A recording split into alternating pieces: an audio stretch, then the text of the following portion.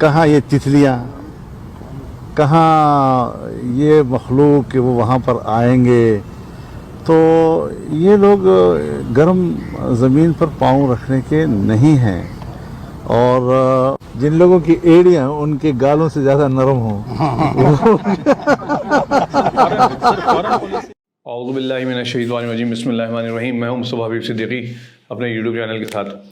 آج میں بات کر رہا ہوں آپ نے ابھی تھوڑی دیر پہلے جو میری ویڈیو شروع ہونے سے پہلے آپ نے مولانا فضل الرحمان صاحب کی کلپ دیکھی ہوگی. یہ کلپ آج کی نہیں ہے، یہ پرانی ہے، 2 مہینے پہلے، تقریباً 2-3 مہینے پرانی ہے، جب مولانا صاحب نے ایک جگہ گفتگو کرتے ہوئے اس طرح کے الفاظ ادا کیے اور پی ٹی آئی کی خواتین کو تتلیاں اور دیگر القاب سے نوازا. میں یہاں یہ بات آپ سے کرنے کا مقصد یہ ہے کہ کل سے یہ ویڈیو دوبارہ سرکولیٹ ہے اور آ رہی ہے اور میرے پاس بھی آئی ہے. کچھ دوستوں کا خیال ہے کہ میں نے چونکہ پہلے بھی اخلاقی حوالوں سے، رہنماؤں کے حوالے سے، پی ٹی آئی کے حوالے سے بات کی تھی، تو اس پہ بھی بات کرنی چاہیے، اور بالکل صحیح خیال ہے.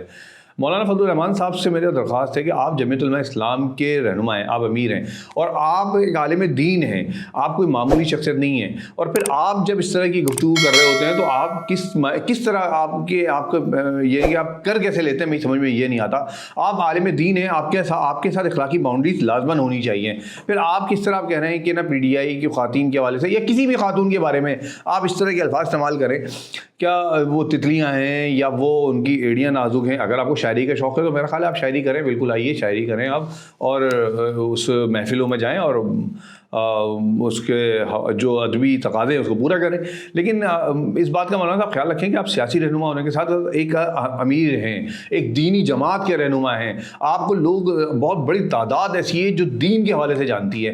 جب آپ کا رویہ ایسا ہوگا، جب آپ ایسی باتیں کرو گے، کبھی آپ نے سوچا ہے، میں آپ سے سوال کرتا ہوں، کبھی آپ نے یہ الفاظ بولتے ہوئے یہ بات سوچا تھا کہ یہی تتلیاں تو آپ کے گھر میں بھی موجود ہیں، آپ کی بیٹی کی شکل میں موجود ہے، آپ کی بہو کی شکل میں موجود ہے، آپ کی بیوی آپ کی ماں کی شکل میں موجود ہے، پھر آپ نے یہ الفاظ کیسے ادا کر دیے؟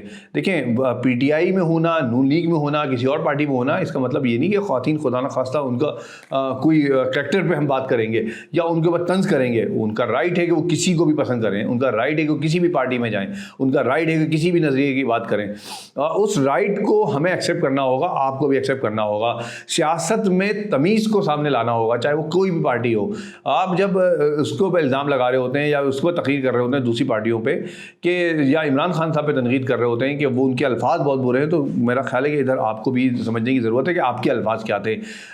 کل سے میں اس کو سن رہا تھا، میں سوچ رہا تھا کہ میں کروں، بات کروں، لیکن میرے ذہن میں آیا کہ کیوں نہ کروں.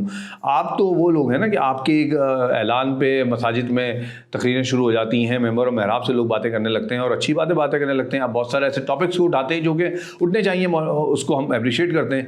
لیکن آپ کے الفاظ جو ہیں وہ اگر خواتین کی تذلیل کر رہے ہیں، آپ کے الفاظ اگر کسی خاتون کو تہذیب سے الگ کر رہے ہیں، تو پھر آپ اس کا کیا جواب دیں گے؟ مولانا صاحب، آپ تو عالم دین ہیں، اور میں چاہتا ہوں آپ کا جواب آئے اس بارے میں کہ نبی اکرم صلی اللہ علیہ وسلم کی سنت کیا تھی، آپ صلی اللہ علیہ وسلم کی اپنا کردار کیا تھا. جب ایک کافرہ عورت بھی آپ صلی اللہ علیہ وسلم کے بعد آتی تھی تو آپ صلی اللہ علیہ وسلم کا طریقہ کار کیا ہوتا تھا بات کرنے کا؟ کیا کبھی آپ صلی اللہ علیہ وسلم نے کسی کافرہ عورت کی بھی تذلیل کی ہے؟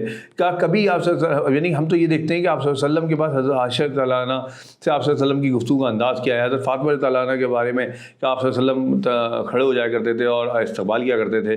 یہ آپ صلی اللہ علیہ وسلم کا کردار ہے. یہ ہمارے صحابہ کرام کے بہت سارے کردار ہیں. اور میں سب کو، ٹھیک ہے، وہ تو آپ بات یقیناً وہ تو بہت بلند پایہ لوگ ہیں، ہم ان کی کیا بات کریں.